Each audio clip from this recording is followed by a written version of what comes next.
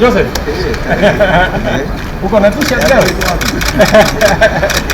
Hello. Hello, Prof. Yes. Yes. Your Excellency, thank you. How are you? Very well, thank you. Very good, Kicc. Salama. Very good.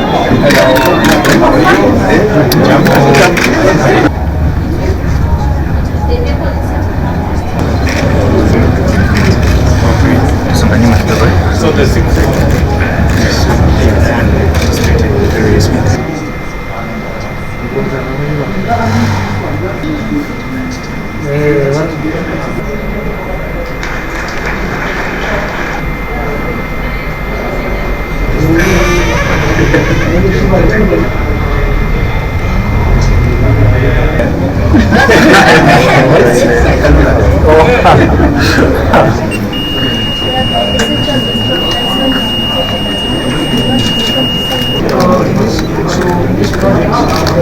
Sinuka since umeinama chini.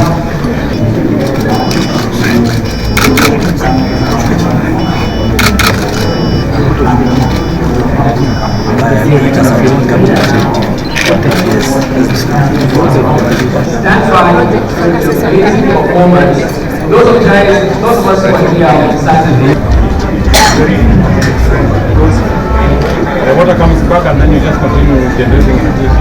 But we're learning in order to make it beautiful. So even this is not out of Tetra? Yeah, so this inside. is the Tetra Pak we're talking about. So by implementing this, we could be solving one of the SDGs, Sustainable Development Goals, goal number 9, which is industrialization.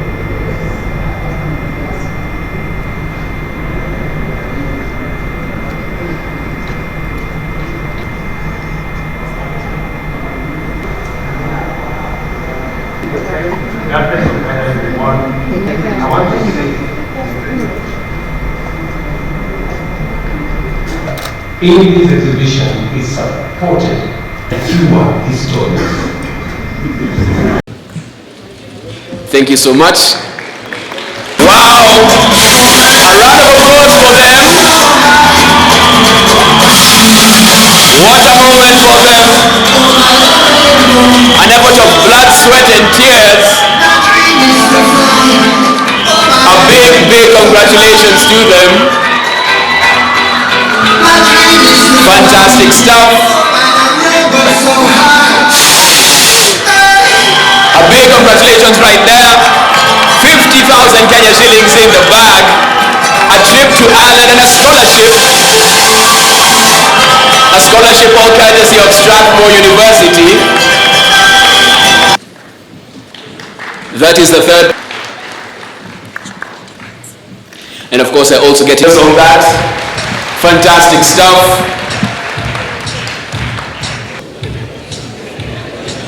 As you can see, evidently overwhelmed. Asanteni sana for that. Asanteni sana for that.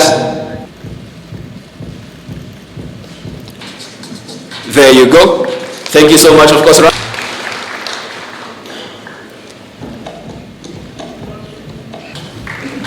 round of applause right there. Fantastic stuff. Lift your plaques and your prizes up high. There you go. And of course, as you can see right there, if it didn't selfie, it didn't happen. The reason why Safaricom is here is because when you look at our network, we have about 4 million young people who use our services on a daily basis. And actually, if you look at the demographic of Kenya, it would be impossible for us to say that we are progressing as a country if we're not looking at the effort that is being put in the young people. So I think for us, when this vision was birthed about 3 years ago by the previous Irish ambassador to Kenya, he actually called me to his office and we had a conversation. The reason why we actually took it up was because of the impact that we saw it was going to have across the country. And I know when we started off last year, we were not able to visit all the counties, but I'm proud to see that this year we've been able to go to over 47 counties across the country. It has been great to see that even students from previously marginalized areas, the arid and and semi-arid areas have now been included, and it has been fantastic to see what we can be able to produce. As a company, we say that when we come together, great things happen, and I think today is a testimony to that. We have come together, different parts, private, public, the diplomatic community, to be able to bring this to birth. So for us is to say, well done, and as we keep reminding you in Blaze, greatness requires internal toughness. Today is just a beginning of many other things that you're going to be doing, but we commit as Safaricom to continue to support you in your journey. All the very best and congratulations. And I'd like to encourage you to keep going this way, because it's not only that you can make a huge impact at your individual county levels, but also at our national levels and at the global level of science. Your ideas are ever so relevant to some of the challenges that we face. And as a country, we would like to promote international science and promote our involvement. So indeed, you are very special to us, and I congratulate you all for working so hard. You are indeed all winners, and I look forward to your involvement in the years to come. Through the projects that they have pioneered, the students are tackling many of the big challenges facing Kenya and the world. We saw in the hall the challenges from climate change, food security and crime, through to healthcare and disability. Your projects really demonstrate ingenuity, resourcefulness and compassion for your fellow citizens. It's more than 50 years ago, the Young Scientist competition started in Ireland, and it's proved critical on our development journey. So I was delighted that the Embassy has been able to work very closely with the Ministry of Education and our partners to bring young scientists to Kenya. The Government of Ireland, through our Embassy here in Nairobi, is committed to working with you to ensure that YSK continues to empower and encourage young people here in Kenya to excel at STEM. This year, many of you know, we expanded the competition to all 47 counties, and I want to recognise each and every student who participated here. Although, regrettably, you can't all win top prizes, I really hope you've had a memorable experience and that you leave here feeling valued, encouraged, and determined to continue your scientific endeavours, because we're counting on you to be the teachers, the researchers, the scientists, the innovators of the future. I want to end with some thanks. My special thanks to the teachers gathered here for your work over so many years to guide, inspire and motivate the students. You have been really critical on their journey to this hall. A sincere thanks to our very hard-working panel of judges. In many ways, I think you might have had the toughest job trying to choose winners from among the 235 fantastic projects out there. My thanks to our dedicated advisory board, hard-working secretariat, and my own team at the Embassy. Quick thanks to our sponsors, of course, without whom this would not be possible. Safaricom, our main sponsor, the Institute of Physics, Strathmore University, Concern, Trocra, Self-Help, Africa, and in the French Embassy, and indeed all of the mentors, sponsors, and others without whom this would not have been possible. So let me end as I began, with a note of celebration, given the joyful occasion that it is today. To each and every one of the 400 students gathered here, I want you to know that today is your day. It's a day to celebrate your achievements and those of your friends and your partners and peers. We're so very proud of you, and I want to wish each and every one of you continued success and happiness in all your endeavours. I was here last week with His Excellency the President, and I also went through the exhibition. And then today with you, Your Excellency, most of the things we saw today I did not see with His Excellency the President. And I can only attest to one thing, that this country of Kenya, of ours, is endowed with some of the best brains in the world.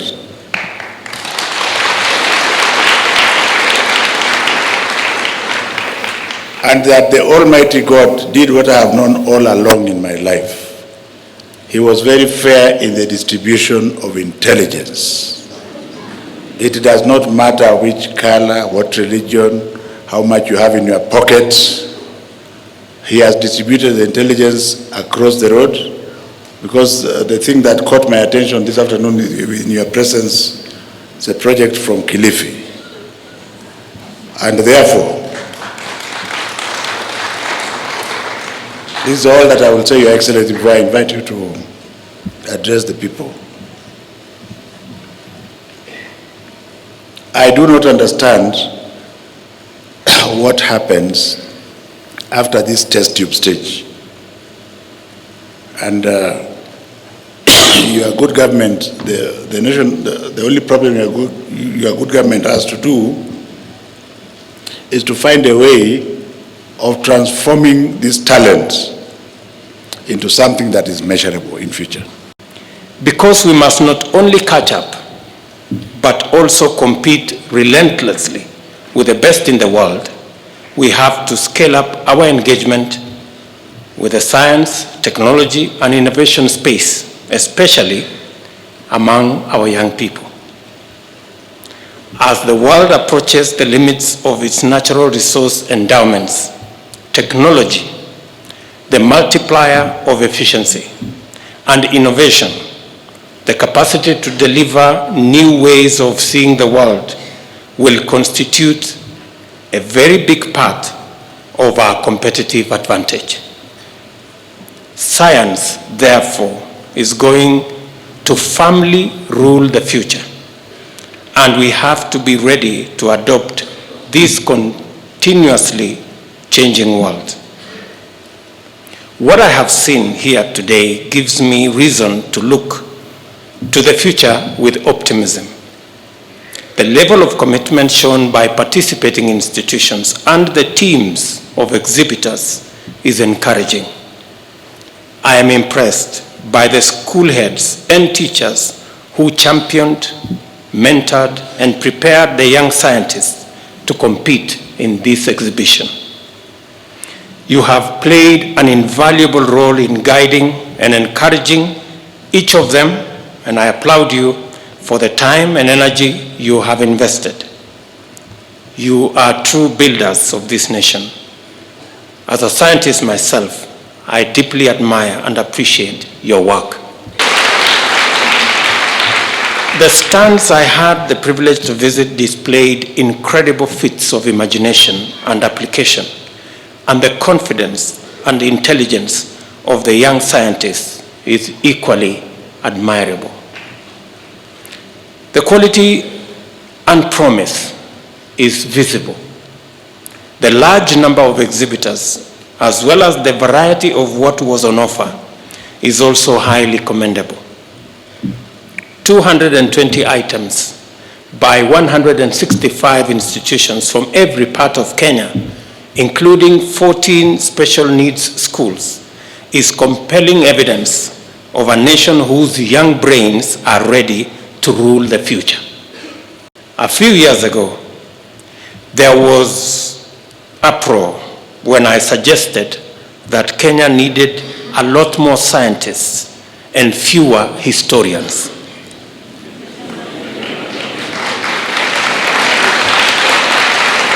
There were acres of newspaper articles and a lot of online comments, but these awards confirm our collective appreciation of our current reality and the place of science in developing into our future.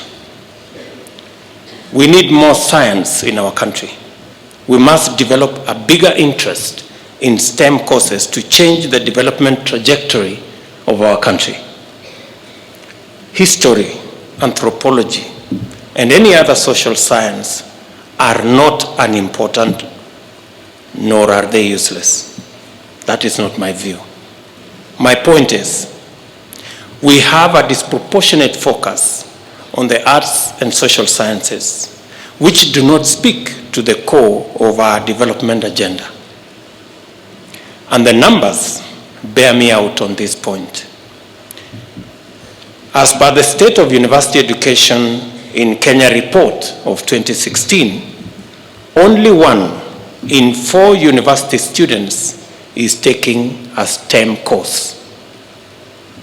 Between 2013 and 2015, for example, only 44 students graduated with a STEM-based degree from our public and private universities, while 137,000 others graduated with business, arts, and humanities degrees. This means about 75% of university students are studying business, the arts, and social sciences. We cannot all study STEM, but if we were to get that number to about 50%, we would have a realistic balance to meet our human resource capabilities for the transformation of Kenya. The type of education, the quality of education, accessibility of our education system to as many kids, as many students, as many people from all walks of life is important and is central to our success. And as a result, I want to encourage all the stakeholders in our education space to work not at cross purposes, but to work together and to support the policy direction that we have taken of ensuring that our education responds to the needs and the requirements of our development paradigm and trajectory. I know there's been back and forth arguments about our competence-based curriculum. I want to encourage all, having been Minister of Higher Education myself, that is a direction we can no longer negotiate about, because that is the direction that holds our future. Only 1 out of every 4 students in the university are doing STEM courses. It's because of our history. It's because of how our education was formulated. And they say it is only fools who don't change their mind. Now that we've discovered that there is something we need to correct, I mean, there is nothing to apologize about. You know, we've discovered that there is something we need to correct. We should correct it. And I want to tell Professor Makoha and your team that you have the support of the entire government in ensuring that competence-based education, the whole training of our human resource is aligned to our requirements, our human resource requirements that will facilitate our Big Four program, Vision 2030, and the overall development of our country. STEM courses provide the kind of skill set that strikes the core of our development agenda. A STEM graduate is more likely to invent, innovate, and solve problems. Our economic dream is to industrialize, to become a middle-income country by 2030. Increasing the number of young people in STEM courses will significantly boost our chances of making this vision a reality. And this is not conjecture. If you review the biggest economies in the world, you will find that all of their education systems have a strong and deliberate bias towards STEM education. South Korea, Germany, Finland, China, Japan, the US, to name a few, all bear out of this theory. In fact, the education system of these countries are engaged in a heated competition to see who can deliver the best STEM education. Science creates opportunities for societies in ways that no other endeavor can match. Let us embrace this reality and guide our children towards the kind of education that can lift all of us higher. I am happy to note that the Young Scientists Kenya has a boot camp where ideas will be incubated and refined through linkages with the private sector and the academy.